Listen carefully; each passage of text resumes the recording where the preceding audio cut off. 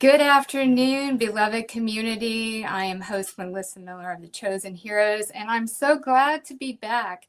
It feels like it's been forever. It's been a month. I've had some health challenges, but with God, God is my unfailing source for all things. So here I am, and I'm back. So we have today a very special guest. Kimberly Mosby is joining us. She's an unwavering advocate for targeted individuals worldwide, best-selling author of Unveiling Shadows of Coercive Control, and acclaimed TEDx speaker.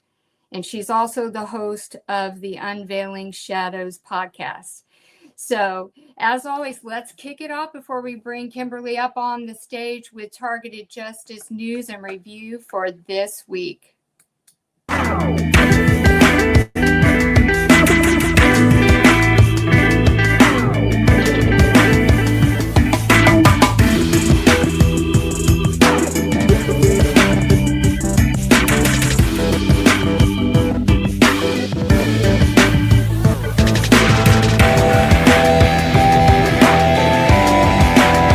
In the National Defense Authorization Act for fiscal year 2026, there is a line 106 titled Cognitive Electromagnetic Warfare, priced at $44,267,000. It is listed under Department of the Air Force Research, Development, Test, and Evaluation, or RDT&E for short. This title signals that the Department of Defense considers cognitive effects within the electromagnetic domain to be a legitimate area of capability development, with real dollars attached. The reality or even feasibility of this capability has been concealed from us, the American public, for a long time. This obfuscation is already evident in the most recent NATO report on cognitive warfare that defines cognitive warfare as exploiting cognition to influence or modify decision-making through any means and technological advances. Although this implies directed energy-mediated cognitive attacks, none of the examples are energy-based. This 2025 report is actually a step back from the previous editions of NATO's cognitive warfare reports, and 2 steps backward from its 2023 report mitigating and responding to cognitive warfare that names directed energy as one of the enabling technologies. So, there you have it. After decades of cover-up, U.S. national security establishment is willing to name and fund cognitive electromagnetic warfare as an RDT&E item. If we can fund it, then we can surely admit its reality, which has been a sticking point for the intelligence community. Special thanks to Dr. Len Baer for this research. Senator Rand Paul releases declassified report on a government weaponization victim. Christine Crowder was nominated for the FBI's Terrorist Screening Database, or TSDB for short, as handling Code 3. Just like Richard Lighthouse has been saying for years, 4 FBI agents stalked her at her house. Her husband is a federal air marshal. FBI Houston recommended her for the watch list and selectee status, placed in handling Code 3. The Senate Homeland Security and Government Affairs unveiled in a report that the FBI spent 23 months tracking Christine Crowder after receiving an unverified tip from a former friend of the Texas resident that she breached the Capitol building. This is how you get nominated to the TSDB. All of this was done under the guise of counterterrorism. Use the search term counterterrorism to find government officials that are involved with gang stalking in your city, state, or country. Targeted Justice would like to thank Senator Rand Paul. We provided his contact information so you can thank him as well and share your story as a government weaponization victim.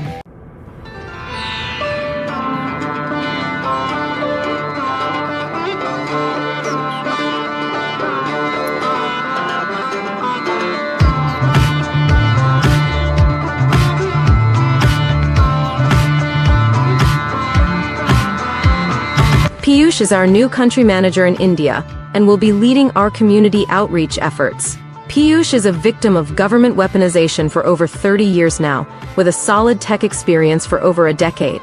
As a victim, he has experienced reaction abuse, abductions, chemical experiments, directed energy and neuroweapons, memory loss, and persistent gang stalking throughout school, college, and workplace. It took an immense effort for him to graduate through school and engineering college to build his career. Piyush takes immense pride in the resilience of all the chosen ones across the globe, and he now feels that it is time that all victims of government weaponization in India come together and start sharing their experiences openly. Piyush has found that sharing your extreme experiences, especially as a victim, can do wonders for your life.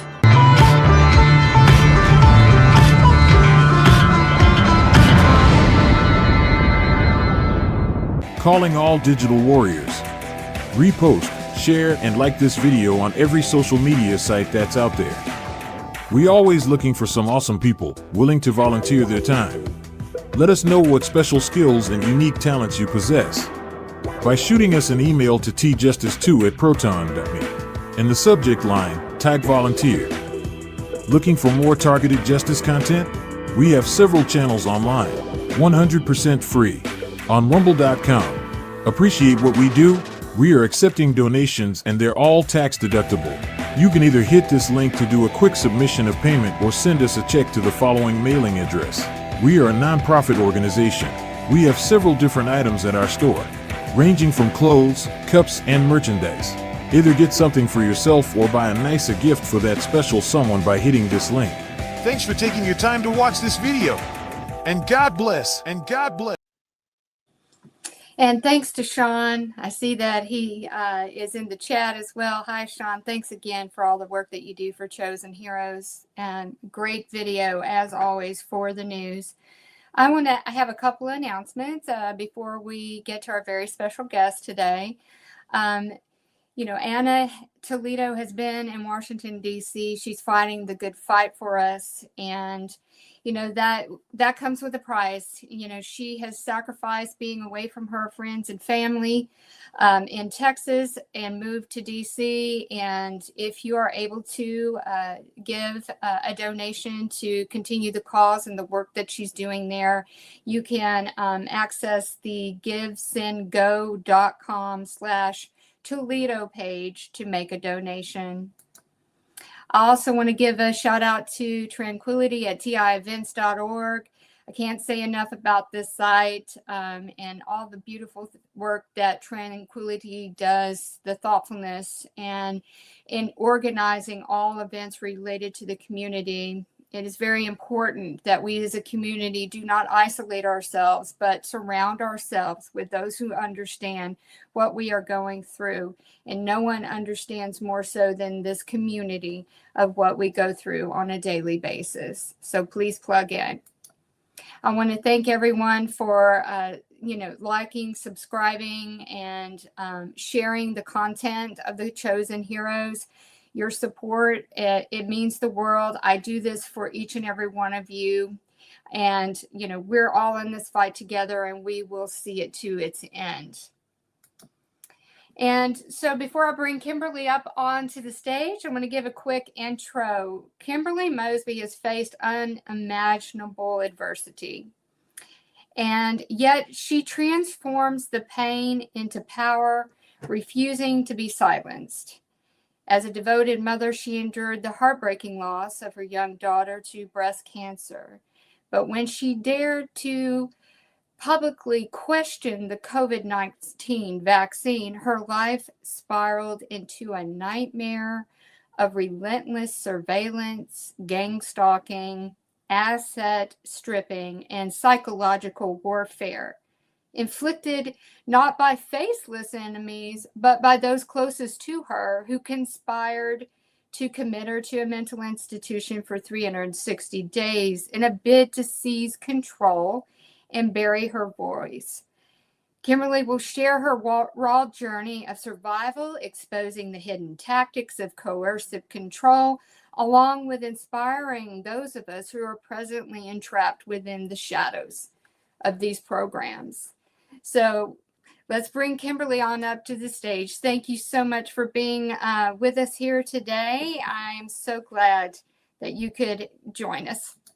Yeah, thank you for inviting me to be here. You're always so gracious in the way that you do your presentation, so I'm happy to be here.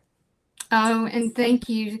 So to kick off the show, can you share how your journey as a targeted individual began and where some of the initial signs that you made realizing something was wrong? What are some of those early warning signs that others might recognize if they suspect they're being targeted?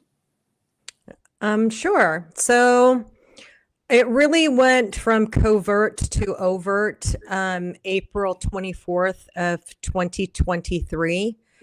And I started noticing the holographic images. I had noises and lights in my house that weren't there, which terrified me completely. And then I came to discover, August of 2023, that's when they tried to put me into a mental institution. They, I was walking down an alleyway, this is in my TEDx, and a guy came out yelling at me because I was looking at stuff, in the garage, but I was still in the alleyway. And his wife started screaming. He came out, chased after me, put me in a headlock, slapped me across the face. This video is actually on my YouTube channel. And instead of being treated as the victim, I was treated as the aggressor. And I was subjected to humiliating treatment by the police officers. So they could only keep me for one day in that insane asylum. A month after that, my parents served me with a petition to have me put into a mental institution for 360 days against my will. When I went to the first hearing, it was at the Huntsman Institute for Mental Health. And I walked in and the commissioner looked at me and said, well, you're obviously not here for mental health issues. You're here for drug addiction. And I was like, I guess I'm here for whatever you guys want me to be here for. So my parents are very influential in the state of Utah. My estranged stepfather was a House legislature for 12 years, and he served as minority House leader for 4 of those years. So to be in politics, you have to be in bed with basically the church, because church and state are not separate in Utah. Right. Yeah.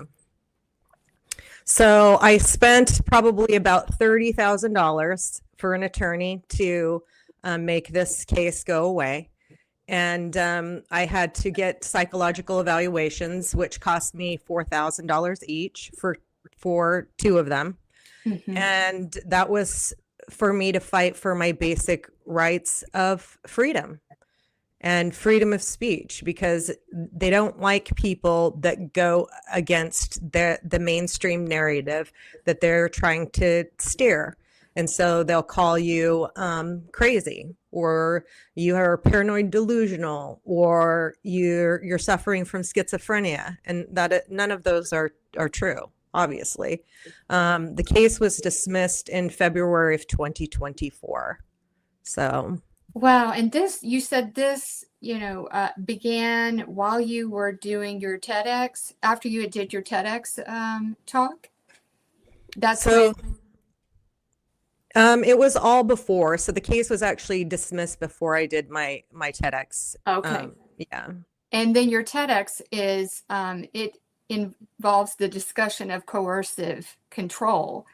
To hear that your parents pushed for a whole year worth of psychological treatment, that seems just so extreme. Is it because you feel that again, you are not going along with the narrative, you are exposing things that most people, right, won't quite or even come into the concept of thinking? And that to me seems so severe to attempt to silence you in this. Do you think that they felt like it would be a bad reflection on them, knowing that what their background, like you said, your stepfather, I mean, it's just so extreme, and how heartbreaking and to know that your own, family has done this, but many targeted individuals have experienced, family involvement as well. Yeah, absolutely. So I had 2 of my grown children working for me at Gateway Title at the time. I've now lost that company, obviously. But they were conspiring against me behind my back to my parents. And my estranged mother is a narcissist, so she had to take control of the situation the way that Cindy does. And so what those boys were trying to do is to get guardianship over my estate, because if they were able to put me into that mental institution for 360 days, then the court would have granted them guardianship over the estate. And the reason that I can confirm that is because my estranged older sister sent my aunt and uncle, the only two family members I speak to, a text message that said, "We're not trying to get guardianship over Kimberly for no reason." And then I had my aunt send me that text message. Like, it's very interesting. And I think that I want people to realize part of their manipulation, because all of my youngest son and my stepdad and mother did actually take the experimental bioweapon. And so with that, they, I'm sure, could put all sorts of this technology into their heads and have them and brainwash them into thinking that I was this certain way when I wasn't. So I hope that makes sense with this, with the COVID. Right. Yes. The manipulation based off of the contents made them more susceptible to that manipulation. Yes. Yes. Definitely following there. I know you've gone through so many challenges, but in all of it, what do you find the most challenging based off your experience? You said that you went from covert to overt. Was when it went into overt, to me, because I think it started out like that for me as well. At least you knew that something was being done against you. But is there anything that was like particularly the most challenging? I mean, with you, was it the betrayal of your family members, or because I mean that's a deep hurt. Yeah. Betrayal trauma was the thing that I had to get through, and I had to do rapid response EMDR therapy to where I could talk about these situations without getting overly emotional about them, without attaching an emotion, because part of the program is to get you to react. They want to see you, angry or sad or, in an emotional triggers. And so I had to do a lot of inner work and with the help of a therapist, obviously, with the EMDR. So, yeah. And for those that are unaware of MDR, can you explain what that is? EMDR is like an eye movement, but we didn't use the eyes. In fact, I think the psychologist that invented it wished she didn't use that term, because you don't always have to use eye movements. So what we would use is a paddle, vibrational paddles that I would hold in my hand that would stimulate the conscious and subconscious, because you have your subconscious and your consciousness on each side of your brain. And so we used paddles to stimulate it. And then I would find my safe place. And then we would pick a topic like when my parents came to my house with two people from the U of U mental ward trying to get me taken away after my deceased daughter's birthday, which I threw a wine party for.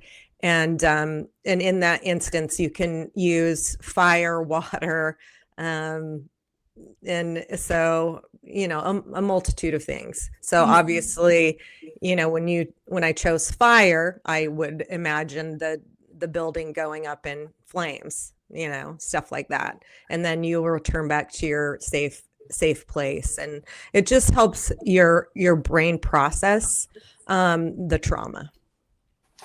Yes, and thank you for that, because I know that to me it's very important, because everybody is on it's an individual journey, but it is a lot of commonalities.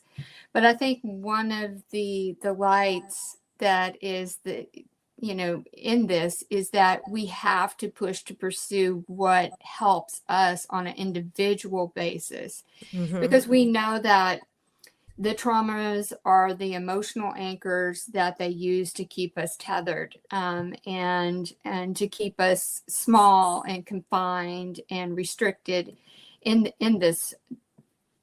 All the tactics that they use, they really need our emotional buy-in, and they need to keep the flames of the trauma burning. So for me, like you, I had to go on a self-healing journey. It became energetically, I had to transform.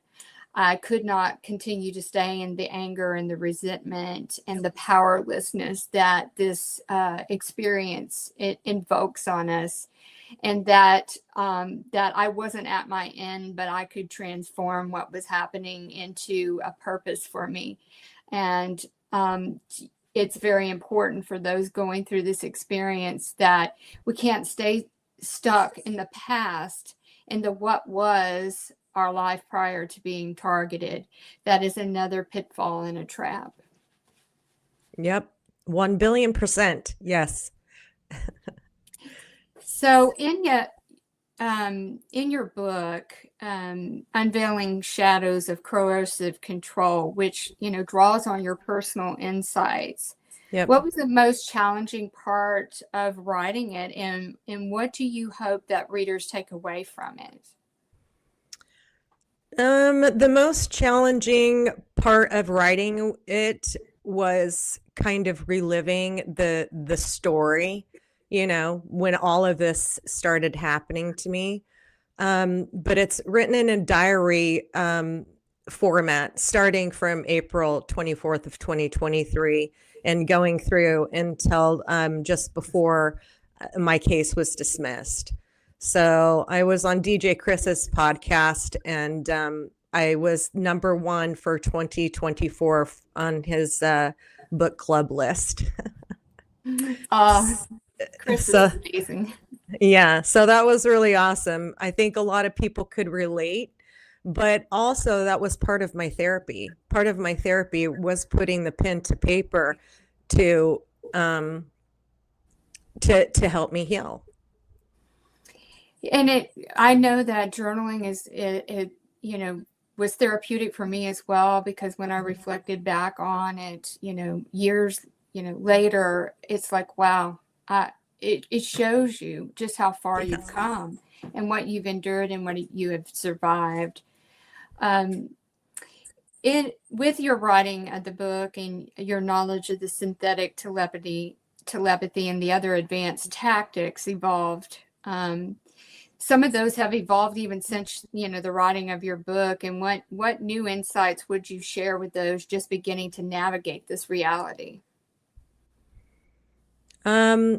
Try to distinguish what is your thought and what is the V2K thought that's being put into your mind, and the voices, because they used my daughter's voice on me in the beginning when I started noticing this, and my deceased daughter's. And if that's not sick and twisted, I don't know, it's just beyond me.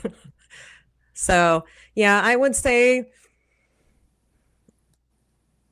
understand that you're not alone. First of all, that was a big thing for me, because I knew I wasn't the only one. I knew I just had to start speaking out about it. And in fact, I urge everybody to start doing videos about what they're seeing, what they're experiencing, because pretty soon it's going to come out, and there's not anything that they can do about this except for maybe stop it. Absolutely. I think that our personal autonomy is, what they're trying to take from us, and for us to just become lost in the experience. Like you mentioned, these are very sickly designed programs that the end goal is to break and destroy and discredit an individual. Yep. And it's the sickest of sick. I've heard so many testimonies from targeted individuals, and then even, pulling from the tactics that we used on me, personally as well.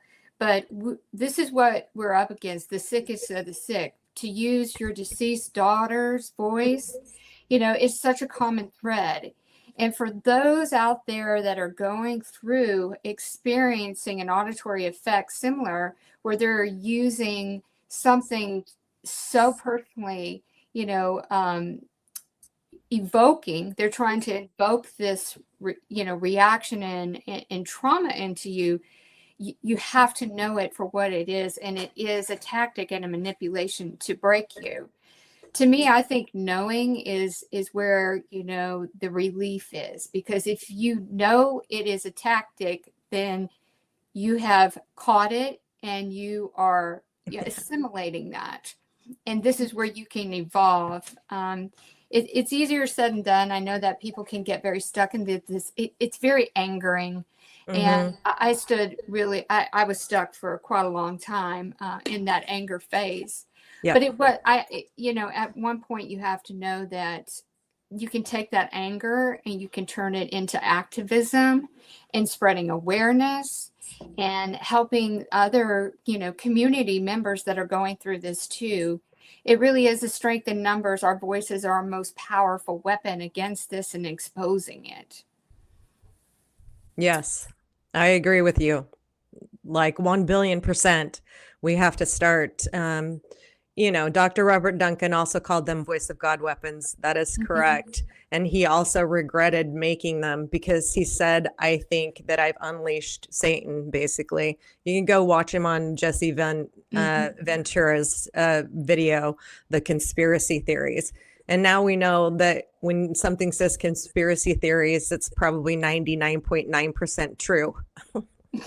Absolutely, because there's been so many of these conspiracy theories that have came to fruition, and I think that for all of us, patience it's hard when you're in the crossfires of this technology and the psychological warfare.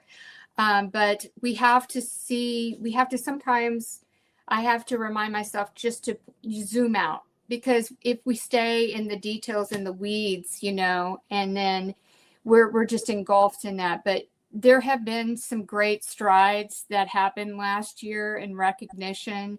There is more and more discussion about the nefarious, motives and impacts of that biological injection.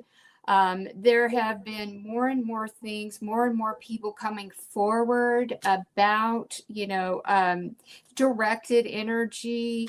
And, they're really trying to silence the whole Havana syndrome impact. But the waves are still out there. They're going strong. And I really do think they're just going to have to come to terms with it. We have a small set of people that are controlling the entire world, that want their agendas and their motives to remain behind that veil. But we are strength in numbers, and that we have the power to turn and shift this by getting the awareness out there to others. And I think, unfortunately, some people are so entrained, that there's nothing that's going to help that, but we have to let that go too, because you can stay stuck trying to want a certain individual or group of individuals within your life to understand what you're going through, and it's just not going to happen. Yeah. But you planted the seed. So do you have advice for those who, like yourself, that have experienced that rejection from their closest inner circle and their family? Yeah, well, part of the program is to get you isolated. So they tore through my inner circle. So I would say be comfortable being by yourself and getting to know who you really are. And then you have to pull yourself up from being in the victim mode to being into the survivor mode. So basically, you're going to have to soldier up to get through this. But we will. I promise you. Yes, it can be scary and a daunting, task. Yep. Thinking about you have to pull up your own bootstraps, and because I learned very quickly that no one externally, whether it be law enforcement, some family, was going to help me fix this. I just had to really call on, my inner strength. And like you said, you have to really become comfortable with who you are. Yep. Part of all of the history of psychological manipulation in MK Ultra is splintering the mind through trauma, torture, right? So then what that does is that fragments you and splits you into parts. And what they use is those undesirable parts of who you are to make you feel like for some reason you did something to deserve this, or something about you is warranting this, which is all a lie, a fabrication. But we have to love all parts of who we are, because those undesirable parts of who we are some of our toughest ones that helped us get through this experience. So I think it's very important to embrace all of who you are and love yourself as a whole and see yourself integrated, because that is another combat against this program, because they want you to stay, splintered. Yeah. And in your TEDx talk, you spoke about coercive control. How did that differ in your experience from writing the book? So the TEDx was interesting because you have to work with a mentor basically to get the speech down. And by the way, my speech was about 8 minutes, and my microphone just happened to go out for about 3 minutes of that. So it only ended up being like 5 minutes and 30 seconds. But coercive control is the same way as psychological warfare. They're trying to coercion, the use of force or threats, right, to persuade you. And with control, the influence to influence and direct your behavior. So that's the same thing as a psyops, but I just worded it differently so that people would listen. Because I had some people after the TEDx come up to me and say, I just experienced that at my job and have been experiencing it, but I didn't know what to call it, but it's called coercive control. And I said, yeah, even though they were probably being, gang stalked, having their character defied, defamation of character. They love to do the slander.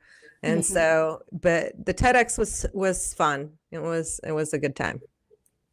And that was very clever too, because you were able to put it in a digestible format for others. And this is what we need to realize and remind ourselves sometimes. And it's hard. It's hard to do that because we live and breathe this manipulation and weaponry, 24/7. But if we start talking about it in the terms that we know what it is, then people just, they cannot assimilate it.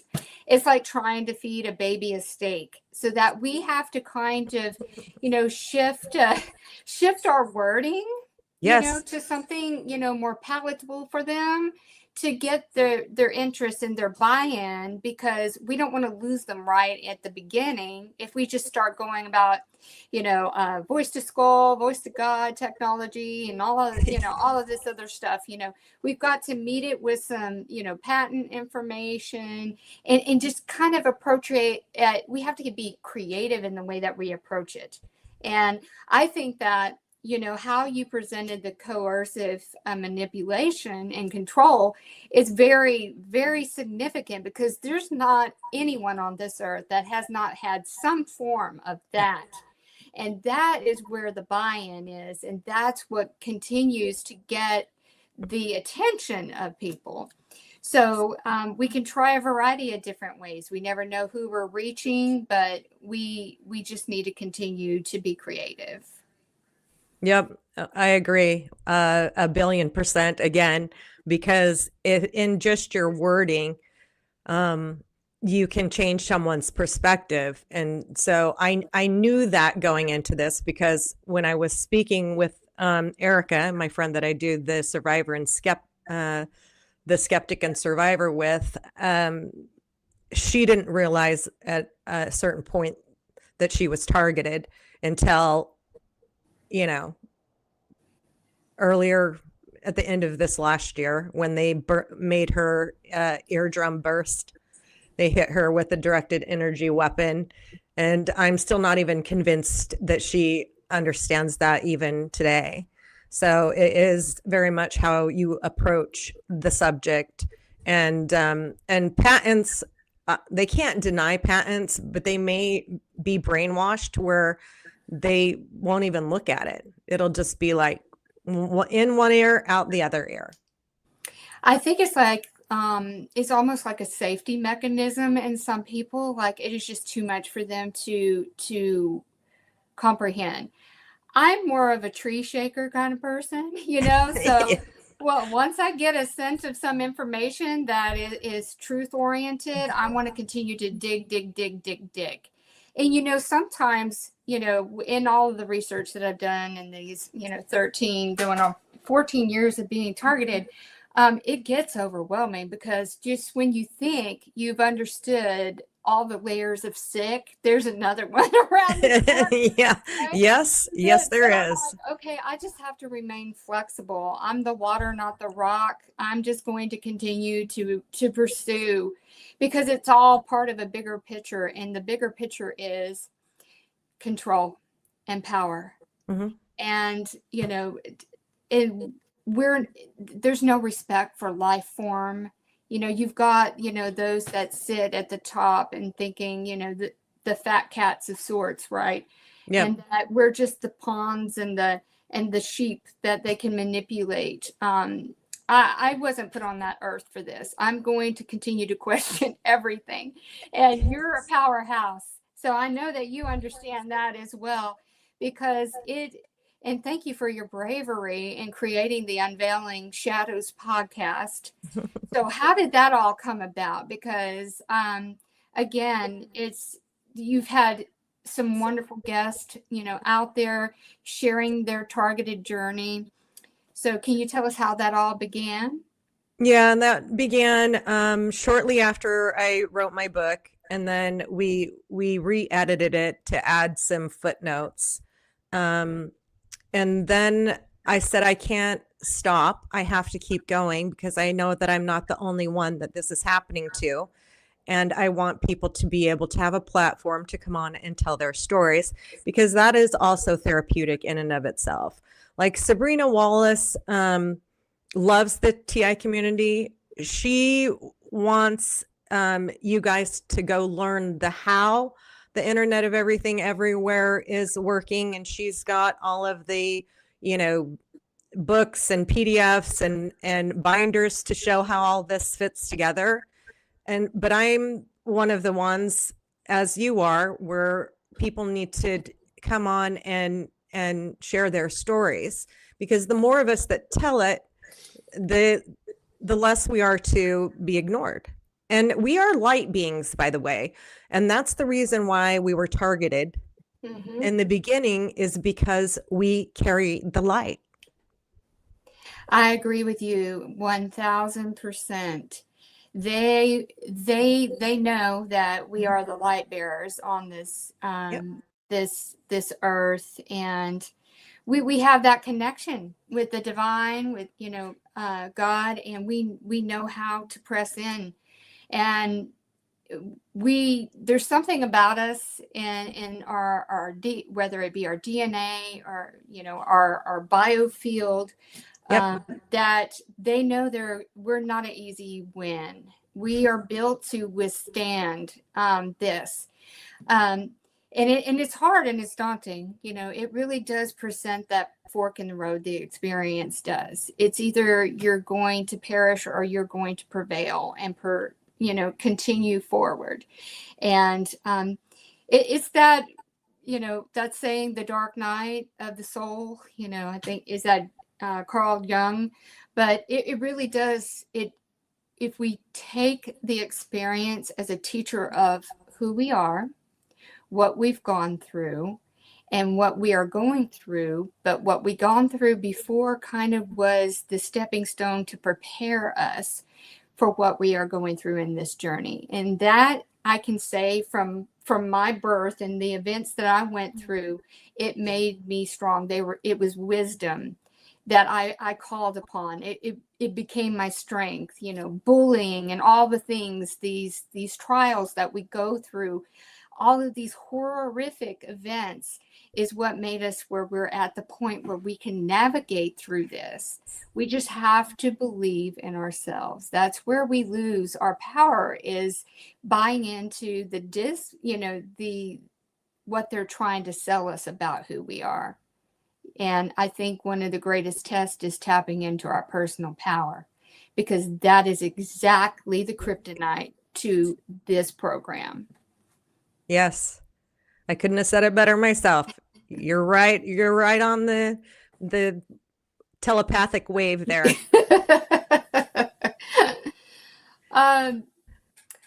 So with the I want to mention the Unveiling Shadows podcast, which it live streams on Apple Podcasts, Spotify, and YouTube. And did you just recently have a particular a date change on it? I remember reading right before I joined the live stream today that there was a time change. Yeah, so due to scheduling conflicts, we were doing it Thursdays for the Survivor and the Skeptic at 5 on Thursdays, Central Standard Time, but we had to move it to Mondays. So we'll begin again tomorrow at 5 Central Standard Time. So yeah, when she has young kids, so we have to juggle around the school schedule and Right. Yes. Yeah. Totally understandable. Yeah. So you've interviewed quite a few survivors on your show. What common patterns or themes have you noticed across their stories? So the ones that I do with with my interviews with the community, I do those on a scheduled non-live recording event. And obviously there's the V2K, the sensitivity campaigns, the gang stalking, the remote neural monitoring.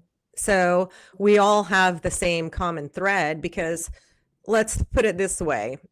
Everybody at this point is a target, whether they have been overtly targeted at this point or not is just a matter of time. That's true. And I really do believe, because everyone is under the looking glass, whether they want to come to terms with that or not. We are just activated. We got activated. That's for sure. The most stubborn ones, the most opinionated ones, the most intelligent ones, the most light bearer ones, the people that will tell the truth, those were the ones that got to go first. Mm-hmm. They just, trying to, get us out of the way. And I really do think that because we do, wield this light within us, they do measure us by trying all of these different tactics.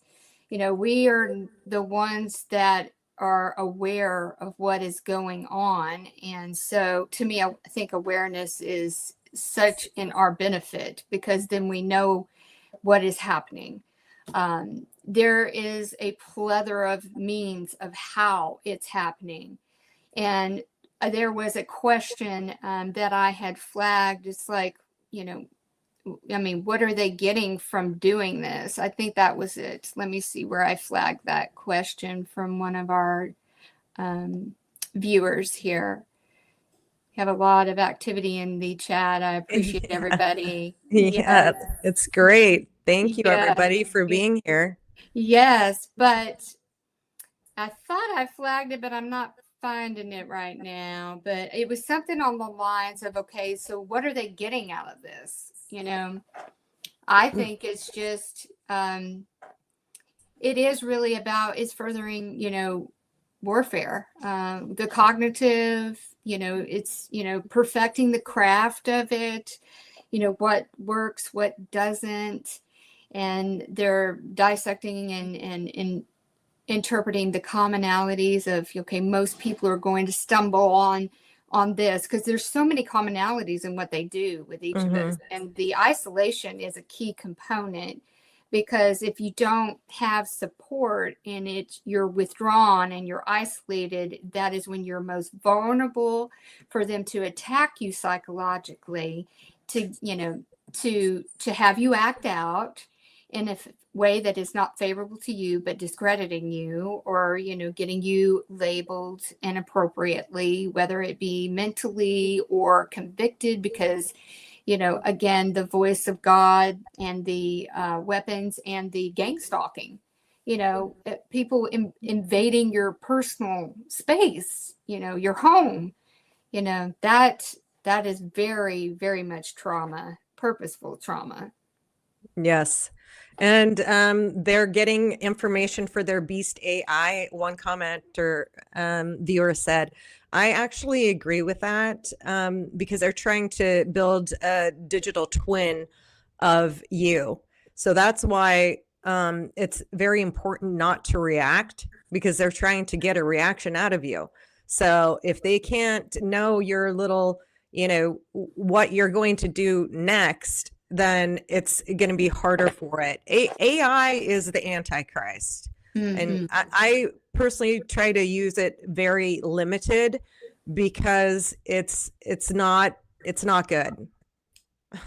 It isn't. And AI is based off of pattern recognition too. Just like we can recognize the patterns in this in their system. That's some of the flaws, because okay, here comes another one of these loop. Oh, they tried that one before. They're trying to, see if it's going to work now.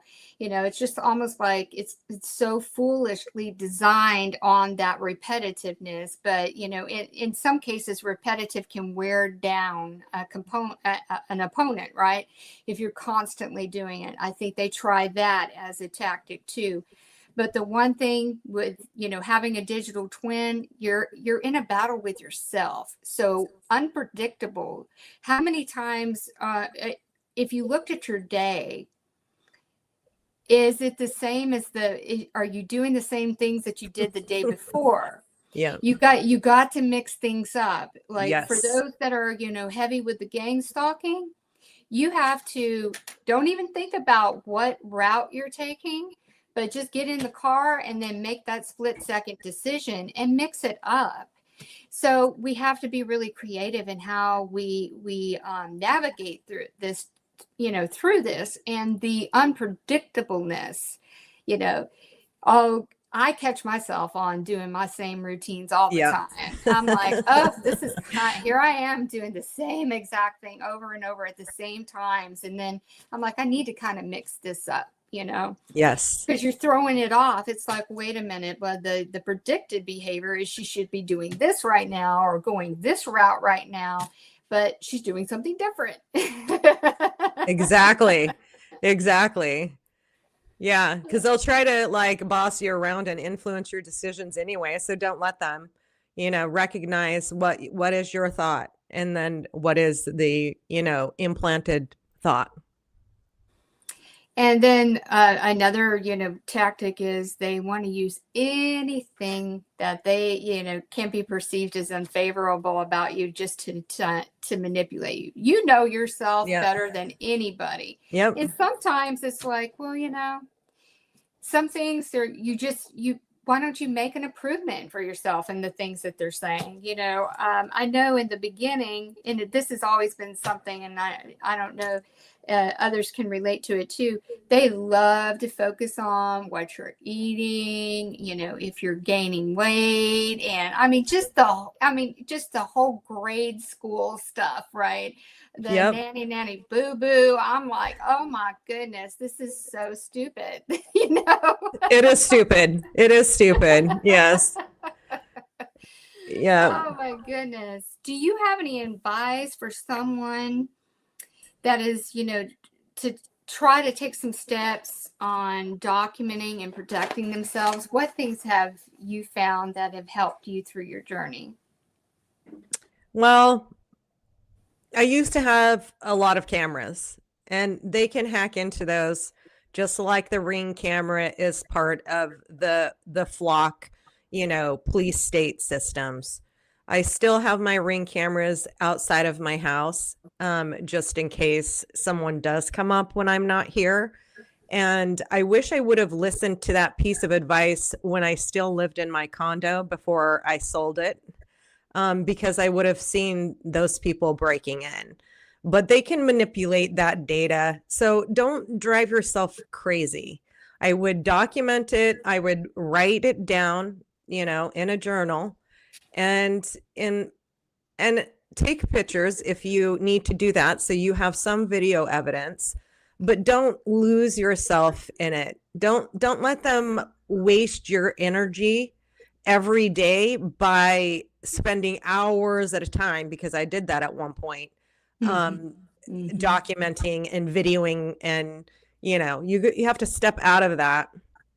And as one viewer says, prayer, meditation, singing, dancing, anything where you can find your bliss really pisses them off. Oh, yeah. Pisses they off.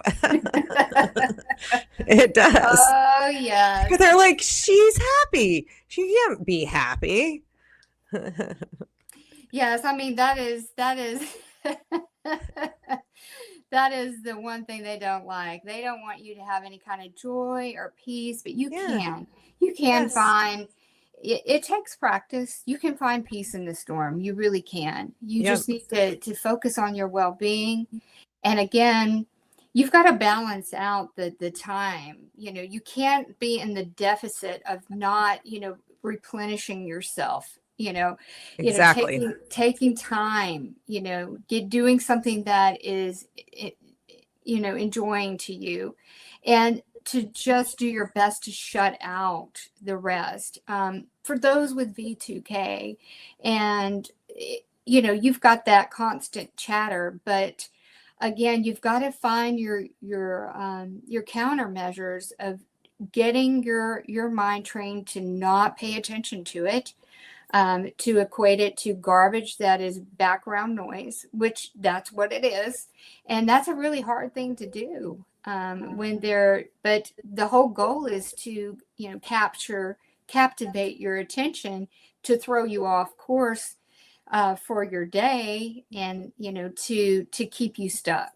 Do you have some advice for those that are suffering with the audio and the visual images?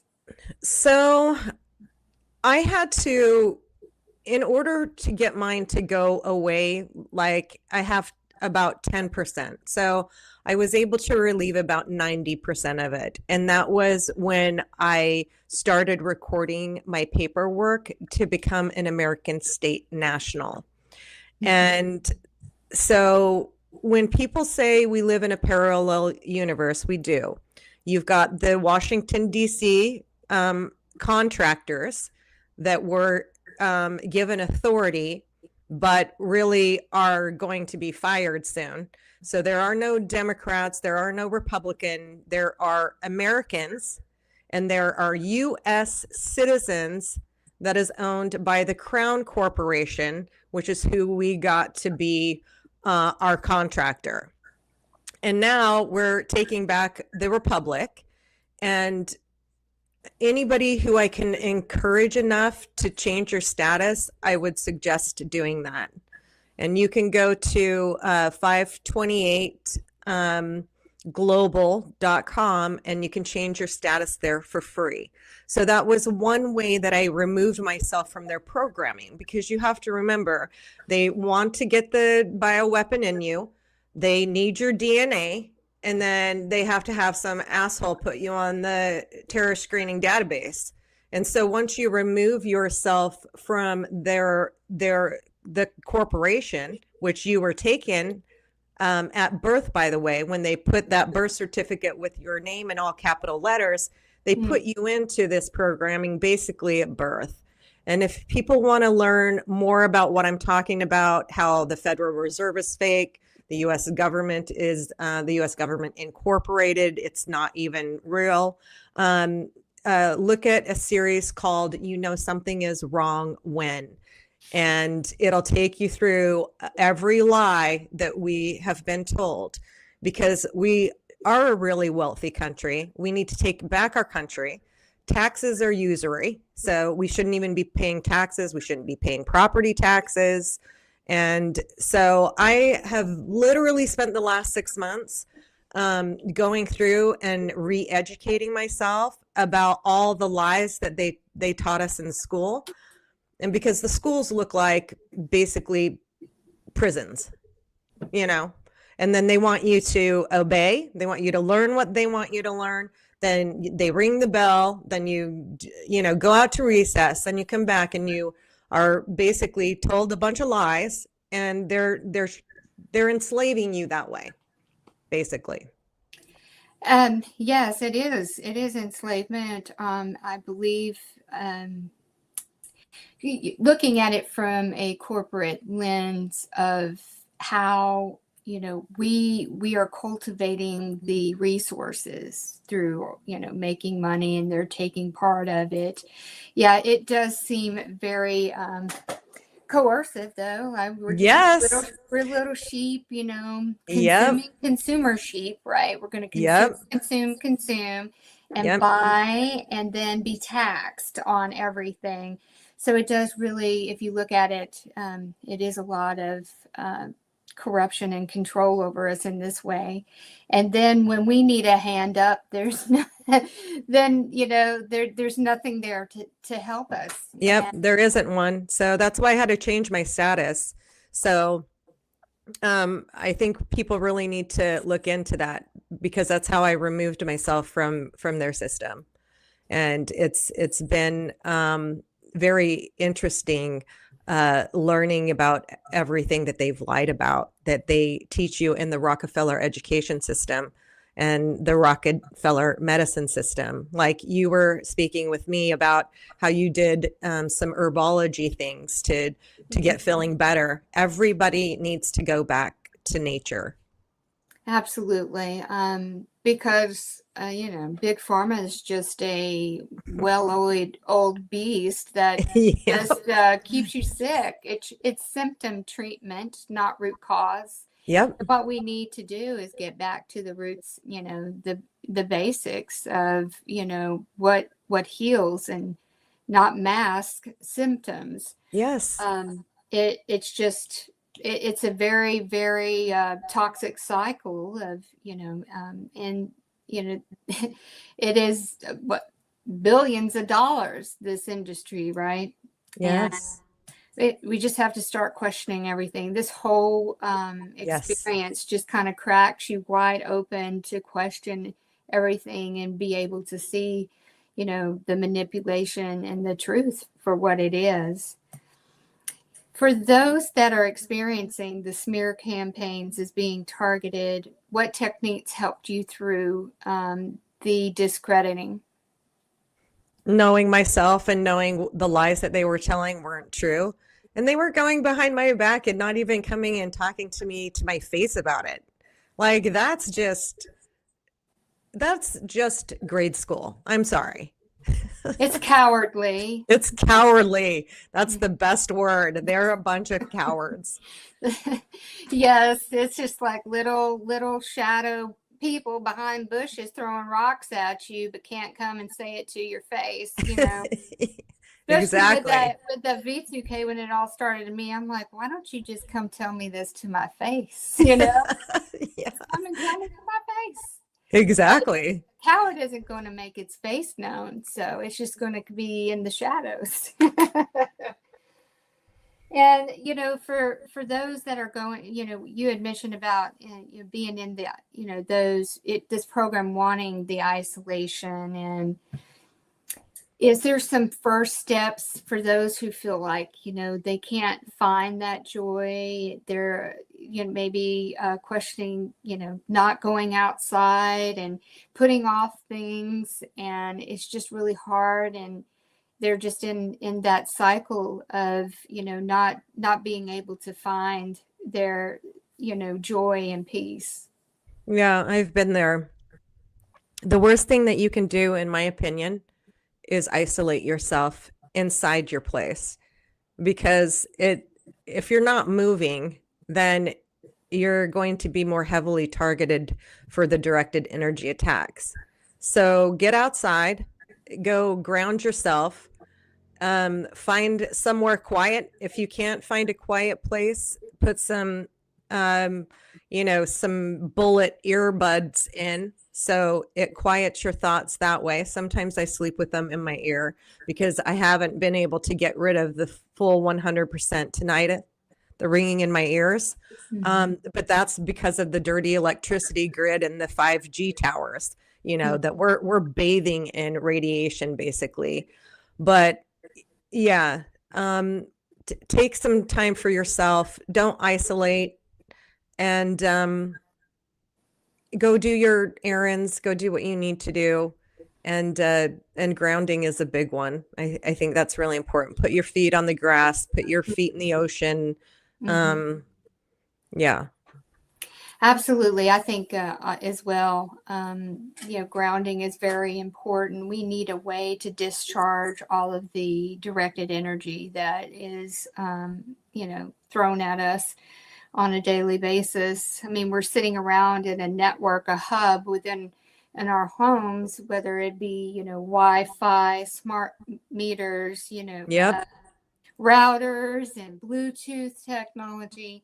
I've just kind of sworn off any, I used to have like AirPods. I do the, wire cable. Wired one. Yep. Yeah. Yes. I mean, we have to, we're already getting hit with so much. So we have to kind of mitigate, and limit that, sometimes when things are going south, turning off the phone, the cell phone too, or, going in airplane mode. We gotta, kind of limit all of the stuff that's all around us, because it's so much. Yes.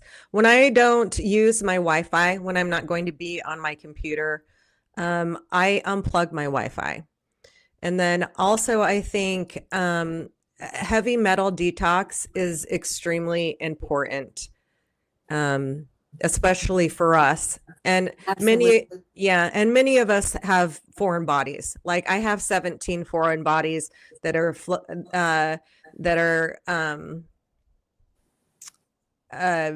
being megahertzed frequencies, mainly owned by the DoD and the DHS and DARPA. Like when I got my scans back from Jesse, I literally cried. I didn't cry when I was getting them done because I already had a feeling that I might have foreign bodies. But, to actually look at these people, and it's not even the Department of Defense anymore, it's called the Department of War. And then you're like, oh, these are 528 megahertz, not hertz, like megahertz. And then you're just like, this is something else. I know it's so I am pretty certain I do have that as well. I mean, it's almost like you have to. I just have the discernment and knowing, where these could potentially be. And there's a plethora of ways and manners of how it could have happened, because this has been going on a while, and it's such an atrocity. It's such a lack of respect for life and humanity. Yes. And I think us light bearers on this earth, those who are experiencing it, I mean, we play a very critical role for humanity and the future of humanity. And not only humanity, but Mother Earth and its creatures, right? Yes. Because this earth and the creatures are all being doused with this directed energy as well. It's like this is the epitome of what happens when mankind goes sideways. because the lust of power, control, and greed and manipulation has become the forefront, and all of morality and all that is good and respectful of life is gone by the sideways because of it. And what happens is, not only are they trying to control and destroy, the light on this earth, but the earth itself too. Yes. And so I really do feel that this is a very pivotal time for us to be in this life, because I really do believe it's a great awakening coming forward. Yes. And more of this manipulation and these shadow programs that are going against the future of children and humanity itself, and the earth. It has to come to a head at some time, because it's just gone sideways. Yes, it has. It's time to get it back on track. Yeah. It's time for a reset here. Yes, Yeah. for sure. But not the reset the globalists wanted. Instead of the Great Reset, it's called the Great Awakening, because That's not right. enough The people. Great Awakening. Yes. Yeah. Absolutely. So you, looking ahead, and what future plans and writing projects or advocacy work do you have coming forward? I do know that you have the Radical Truth Summit that is coming up in May. Do you want to talk to us about that and other projects that you have in the works? Yes, actually, we ran it for the free entry, and it was this last year. So it was 2025. But now we're just, I'm working on getting some more people on the Radical Truth Summit. So it's behind a paywall. So it's lifetime access for the $27, where you can see videos from people that either are targeted survivors themselves. I have Dr. Jack Cruz on there. I have Dr. Nicholas Corin from the UK. I have Brandon Iglesias. Dr. Ben Lair is on there. There's like 14. Amy Hollum's on there, and they all touch on something different, but it gives you a little different perspective and more information on what exactly is happening here. So, and then maybe this is a way that you can introduce your family members that are not believing in you to go on to the Radical Truth Summit and, start educating themselves. And that's a very good point. I think, the podcast and, people giving their testimonies. I mean, there's just way too many people on this earth that are experiencing this for there to be, such a denial.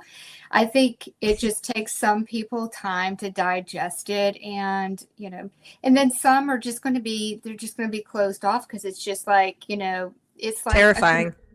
A computer that is like system error, they just, it's just too much. But it's there. We've done our work. We planted the information, the truth, and, let the truth do what it does best. It will come back and resurface and activate at a later time. But we don't have to get lost in someone's reaction or denial of it. What we need to do is just keep moving forward, because I think the denial from others too is another trap where we can fall and become disheartened and lose hope. But it doesn't matter. We've done what we needed to do, and we move on from those said individuals, and we keep going, because we will miss opportunities to help educate others about what is really going on behind the scenes. Yes. Don't waste your breath if it's falling on deaf ears. Absolutely. It's like, you can lead a horse to water, but it doesn't mean they're going to drink it, right? In their own time, they may go back and take a couple of sips. So as an advocate, what message of hope or empowerment would you like to offer our community who feels so overwhelmed? I'm looking at some of the comments, and I know that there's so many at that place right now of overwhelmment. and the constant harassment and the violations. Can you give them a message of hope? I hope so. I want you to stay strong because we've got this, which is what I always say at the end of my podcasts. And then more importantly, you are a light being. And so step out of the victim mode into the survivor soldier mode and do everything you can in your power to become whole. And I promise you that this is going to end and very, very soon.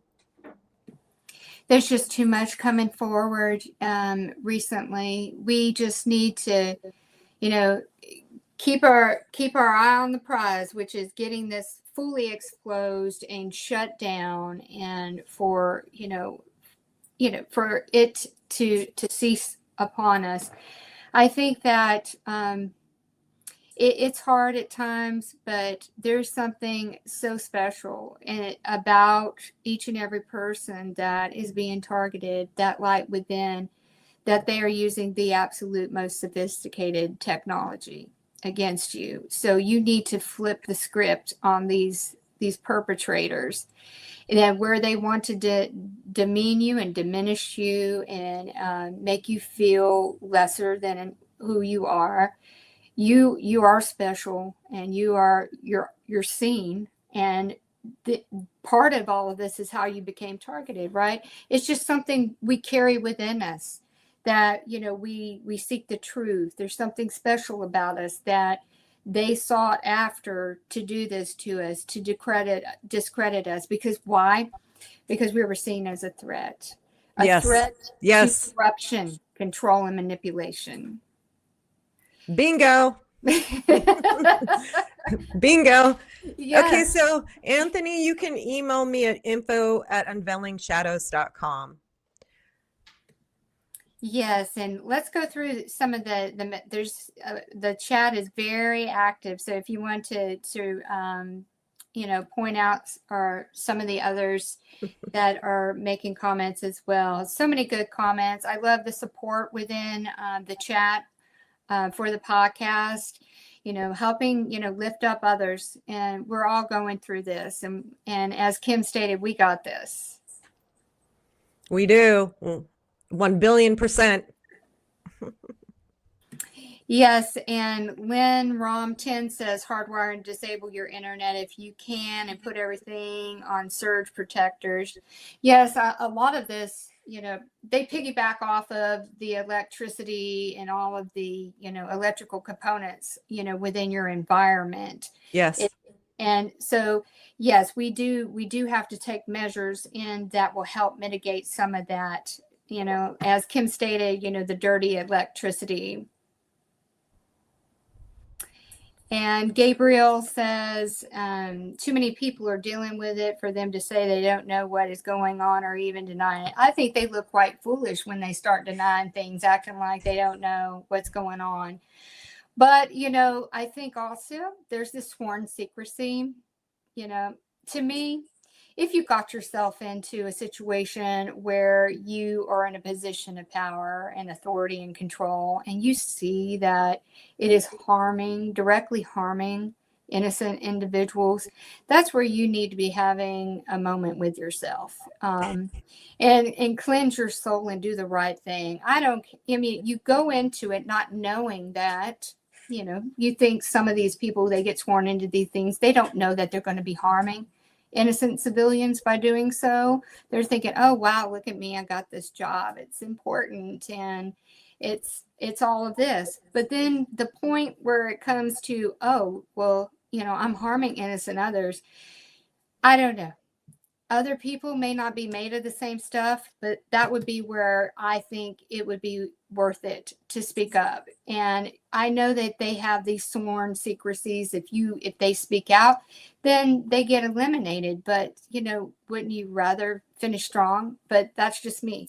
I would risk everything to make sure that the truth got exposed. And that's where I found myself in a situation working for a corrupt business where I saw that things that they were doing was adversely impacting other people's lives. And that's the meter within me going, red alert, speak out, speak the truth, and that's what got me targeted. So I don't regret it. I've learned a lot about myself, and I'm a much stronger person as a result of it.